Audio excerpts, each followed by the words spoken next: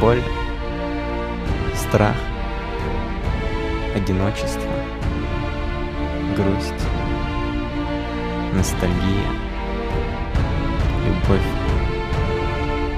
радость, счастье. Но сегодня мы не о чувствах, сегодня мы о настоящем и прошлом. Город Грозный, его история начинается с 1818 года, когда была заложена крепость Грозный генералом Ермоловым.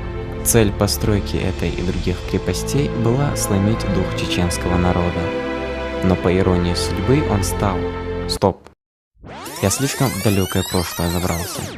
Сегодня мы поговорим о недалеком прошлом. Вспомним, каким был наш город.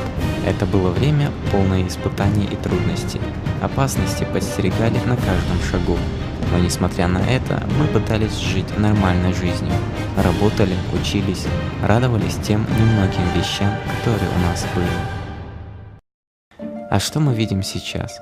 Прекрасный город, наполненный всяческими благами, прекрасные дороги, учебные учреждения со всеми условиями для учебы, новые мечети.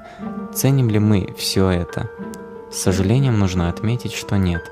Многие студенты думают о том, как бы не пойти на занятия, а не о том, что нужно получить знания.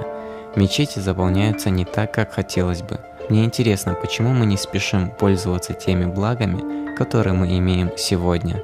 В недавнем прошлом мы были лишены этого. Кому как не нам знать цену этим благам.